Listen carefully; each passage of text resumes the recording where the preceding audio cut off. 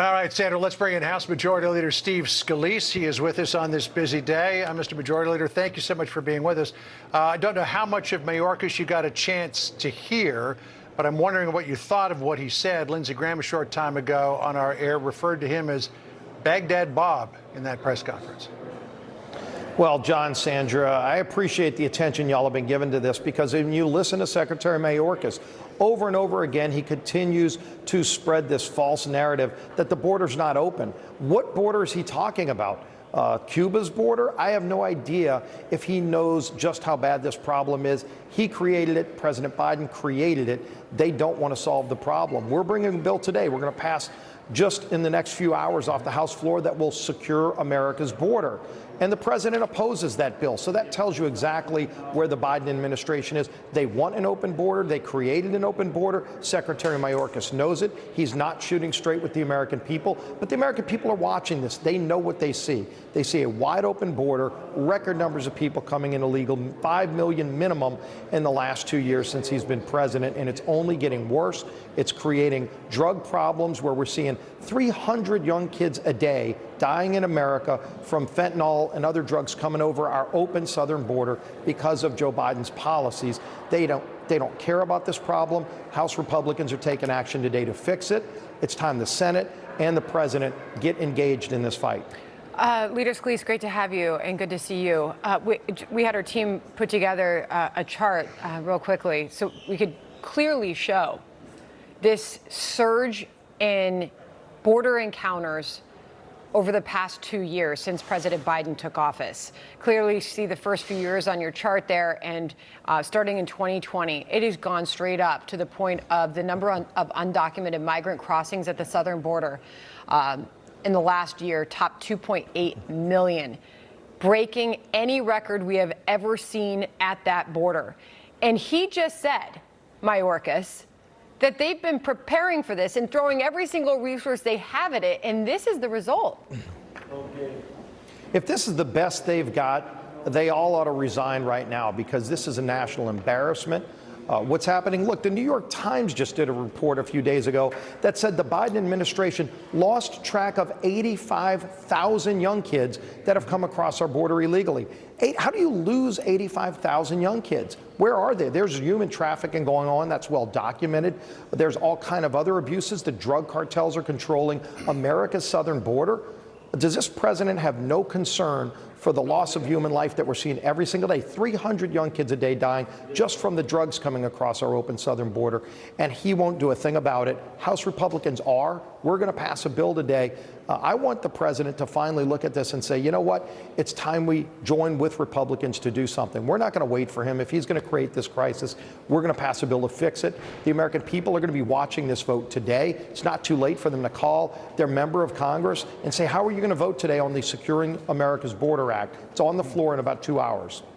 Yeah, you've mentioned it a couple of times now, so we should probably just add a little bit of detail for folks at home. It's H.R. 2, which would re-implement some Trump-era border policies, including the Remain in Mexico and Migrant Protection Protocol policy. It will likely get by in the House. We know that it will go nowhere in the Senate, and even if it were, the president says he's going to veto it.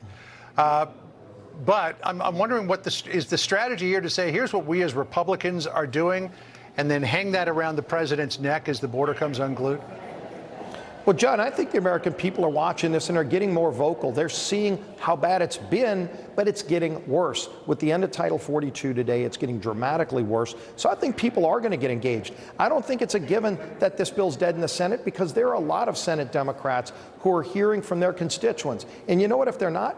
If you're angry about this, call your senator today, call your House member today, because you can do something about it, because there's a bill that will end catch and release. This idea that if someone comes across illegally, you literally make the Border Patrol agents catch them in and let them go into the interior of the country. We don't know where they're going. No governor, no mayor is told how many are showing up by dark of night on a bus or on a plane. This is a national disgrace. Where are they housing them? How much money is going? We've cut off funding in this bill, by the way, to any group that is using taxpayer money to transport people illegally through the country.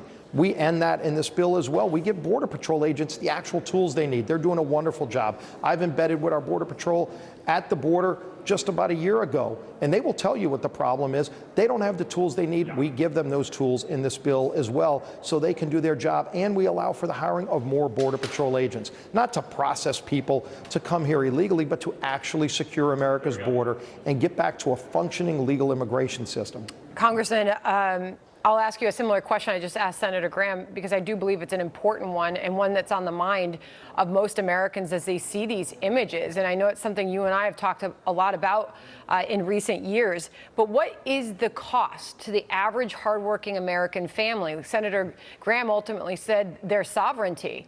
But when it comes to our ability to get medical care, when it comes to our ability to have effective schooling in this country. I mean, we now know, and as we've been reporting, this is not just a border issue. This is not just border towns that are dealing with this. This is all over the nation.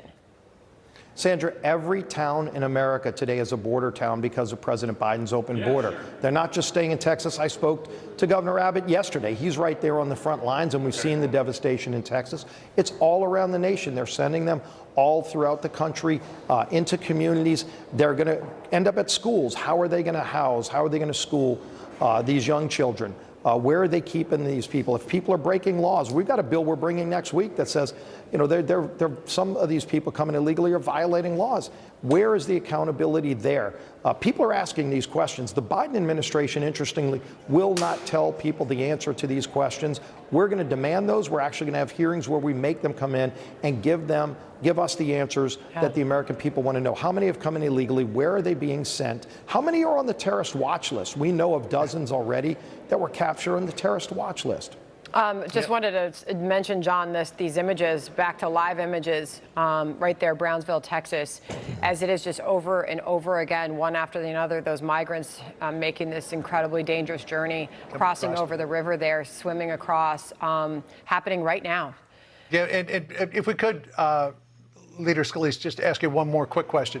So Mayorkas was talking really tough here about using Title VIII and expedited removal to get people out of the country. We know that that moves a lot more slowly than Title 42 does.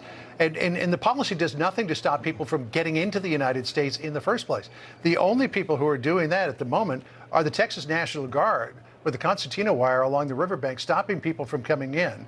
And as Bill Malugin alluded to, and we talked about this yesterday, Mayorkas made a comment yesterday that he said he thinks that talking about that or looking at that is the purview of the Department of Justice, which seemed to me to be a suggestion in the bill as well, that DHS is going to turn this policy that is going on in Texas now with keeping people out of the country over to the DOJ. Do you expect that we'll see the DOJ in a fight with Texas about what the National Guard there is doing? Well, Governor Abbott, like I said, has tried a number of things to help better protect Texans and the rest of America from this crisis, and they've been receiving pushback and fighting from the Biden administration because the Biden administration wants an open border. If Secretary Mayorkas wants to do something today, he can do this today. End, catch, and release. Let the Border Patrol agents actually secure the border. Stop using taxpayer money through these NGOs to pay to transport people illegally throughout the rest of the country.